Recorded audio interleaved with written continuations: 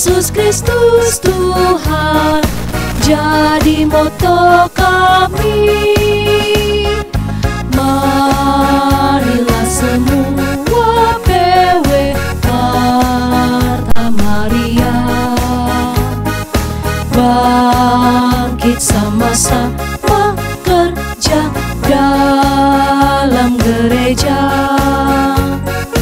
agar supaya jadi satu dalam Kristus. Walau badai menghadang, kita akan menang.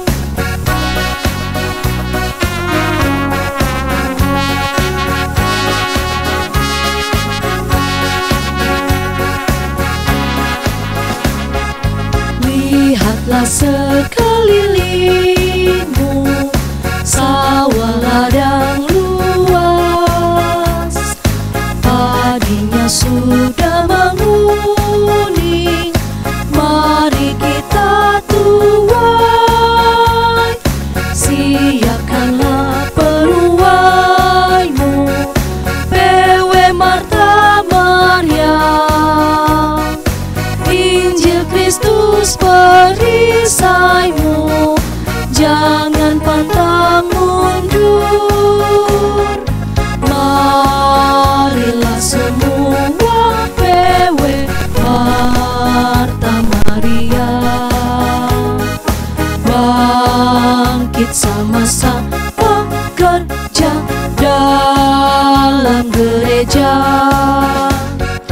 agar supaya jadi satu dalam Kristus. Walau badai menghadang, kita akan menang.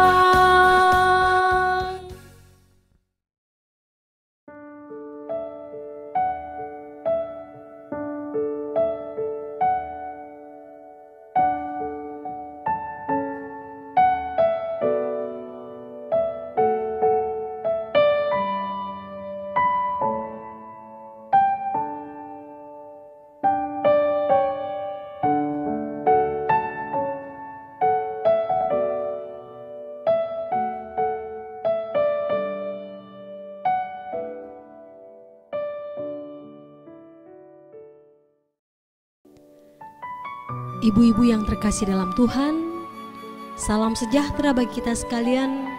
Selamat berjumpa dalam ibadah Persekutuan Kaum Perempuan Gereja Poklaheroi pada sore hari ini. Kita akan membaca dan merenungkan firman Tuhan. Namun sebelum itu, saya mengajak kita untuk satu di dalam doa. Mari kita berdoa.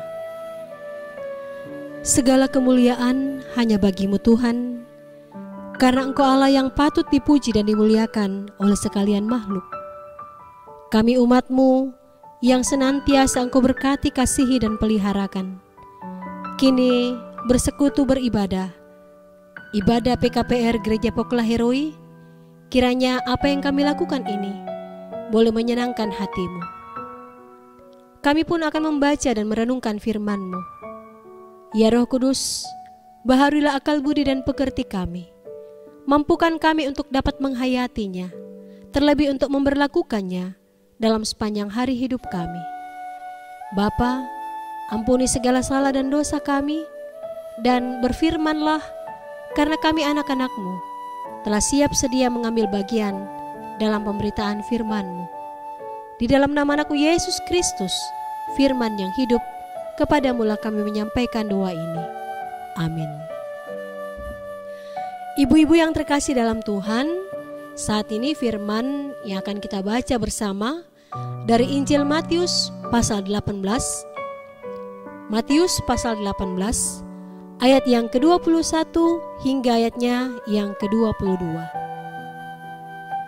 Matius 18 ayat 21 hingga 22. Judul pembacaan kita adalah Perumpamaan tentang Pengampunan.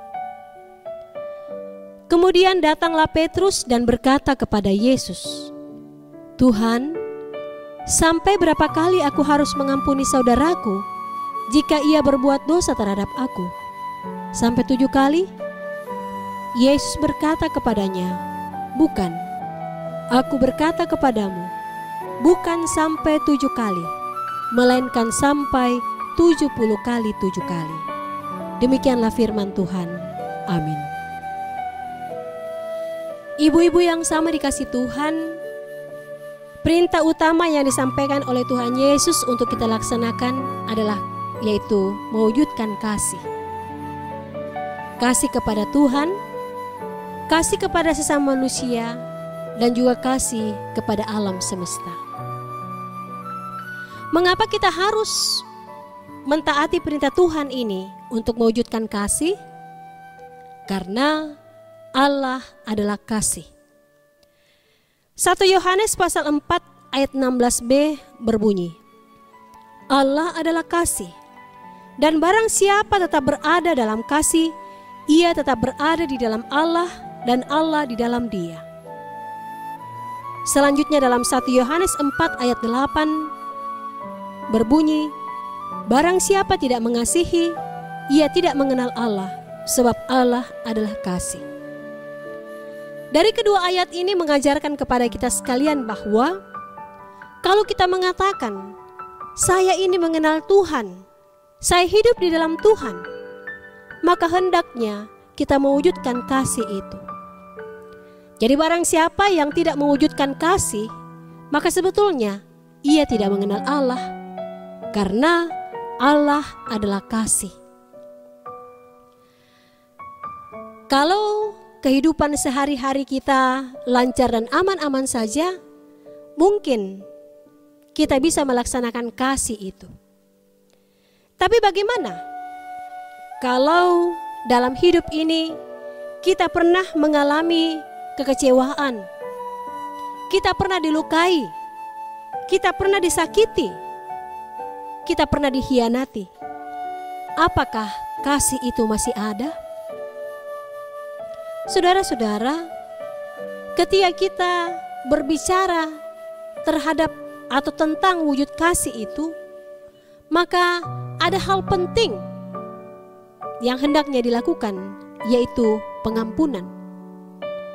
Ketika pengampunan itu berlangsung, bagi orang-orang yang pernah menyakiti kita, melukai kita, mengkhianati kita, barulah kita bisa mewujudkan kasih, dan barulah kita dapat mengenal Allah, karena Allah adalah kasih. Setiap kali kita menyelenggarakan ibadah, baik itu ibadah hari Minggu maupun ibadah rumah tangga atau kategorial, kita sering kali mengucapkan doa Bapa kami yang diajarkan Yesus kepada murid-murid. Ampunilah kami akan kesalahan kami, seperti kami mengampuni orang yang bersalah kepada kami. Saudara-saudara, kalau kita mencermati secara lebih seksama doa kita ini, maka dapat dikatakan Allah berkenan untuk mengampuni kita kalau kita lebih dahulu mengampuni orang yang pernah mengecewakan kita, yang pernah melukai kita, ataupun yang pernah mengkhianati kita. Itu berarti dalam rumah tangga kita, dalam lingkungan kerja kita, dalam lingkungan keseharian kita, maupun dalam persekutuan jemaat, hendaknya kita berinisiatif untuk mengampuni saudara-saudara kita. Singkatnya Bapak Ibu Saudara-saudara, kalau kita mau diampuni oleh Tuhan, maka hal yang penting dan utama kita lakukan adalah kita harus membenahi dulu hubungan kita dengan sesama kita. Kita harus membenahi dulu hubungan kita dengan Tuhan. Kalau hubungan kita itu menjadi baik dan diperbaharui, maka pastilah Tuhan berkenan untuk mengampuni segala dosa dan salah kita. Pembacaan kita pada saat ini dari Injil Matius pasal 18 ayat 21 hingga 22. Terdapat percakapan antara Petrus dan Yesus.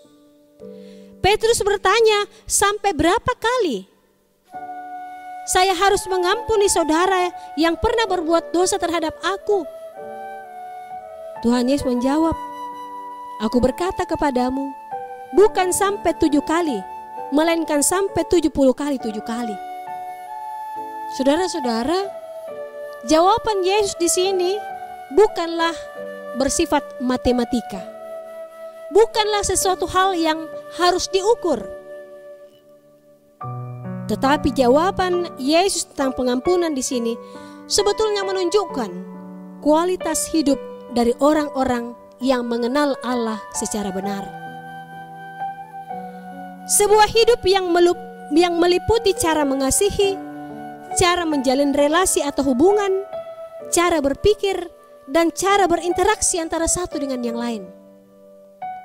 Kualitas yang sesungguhnya meniru keteladanan karakter Kristus, di mana Kristus sendiri bersedia untuk mengampuni kita, bersedia untuk mengasihi kita, bersedia untuk mengorbankan tubuh dan nyawanya demi menebus segala dosa dan salah kita. Oleh sebab itu, kendati pun dalam hidup ini kita pernah mengalami perasaan terluka, pengkhianatan, kata-kata kasar, perlakuan atau yang menimbulkan luka fisik dan emosional, maka kita diminta Tuhan untuk bersedia mengampuni sesama kita. Karena kalau tidak, maka ada hal-hal negatif yang bisa muncul dalam diri dan hidup kita ketika pengampunan itu tidak kita lakukan. Yang pertama, bisa jadi pikiran kita, hati kita diliputi oleh usaha untuk membalas dendam. Saya pernah dikhianati, maka saya harus mengkhianati dia. Saya pernah dikecewakan, maka saya akan mengecewakan dia. Saya pernah dilukai, maka saya harus membalas dia supaya dia pun menjadi terluka. Hal itu bisa saja terjadi kalau tidak ada pengampunan dalam diri kita. Atau bisa jadi karena tidak ada pengampunan dalam diri kita, maka kita lari dari kehidupan kita yang sebenarnya. Kita lari dari hubungan kita yang sebenarnya. Kita lari dari kenyataan, lari dari dalam keluarga, lari dalam hubungan persahabatan, lari dari hubungan persaudaraan, dan mungkin kita juga lari dari hubungan persekutuan. Saudara-saudara, jangan sampai kita terjebak pada masa lalu yang mungkin pernah menyakitkan, mengecewakan, dan melukai hati kita. Ingatlah saudara-saudara, Allah menyediakan masa depan yang penuh pengharapan kepada masing-masing kita, kalau kita bersedia untuk saling mengampuni satu dengan yang lain. Ingatlah Bapak, Ibu, dan saudara-saudara yang terkasih dalam Tuhan, kita dapat diampuni kalau kita terlebih dahulu mengampuni sesama kita. Kalau pengampunan itu kita wujud nyatakan dalam hidup ini, maka kita dapat mewujudkan kasih, dan kita dapat mengenal Allah secara baik kalau kasih dan pengampunan itu menjadi bagian hidup kita masing-masing. Semoga firman ini boleh kita pahami, hayati, dan tindak lanjuti dalam sepanjang hari hidup kita. Terpujilah Kristus untuk selama-lamanya. Amin. Jemaat yang sama dikasih Tuhan, secara khusus ibu-ibu yang terkasih, kini tiba saatnya kita akan mengumpulkan persembahan syukur kita dalam pundi kita masing-masing, dalam keluarga kita. Namun dengarkanlah amanat persembahan dari 1 Tawarik pasal 29 ayatnya yang ke-14. Firman Tuhan, sebab siapakah aku ini dan siapakah bangsaku, sehingga kami mampu memberikan persembahan sukarela seperti ini. Sebab daripadamulah segala-galanya, dan dari tanganmu sendirilah persembahan yang kami berikan kepadamu.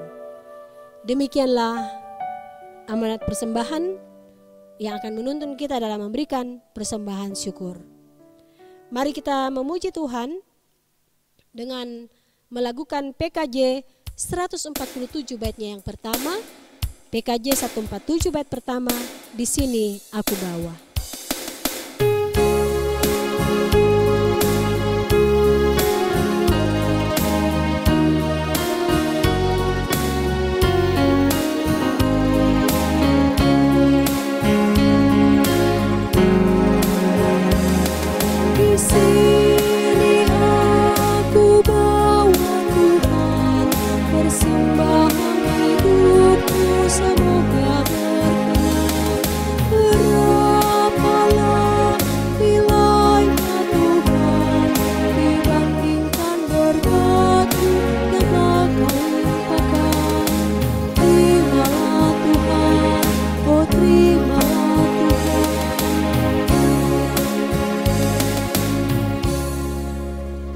Ibu-ibu yang sama dikasih oleh Tuhan Yesus, marilah kita satu di dalam doa syafaat. Kita berdoa.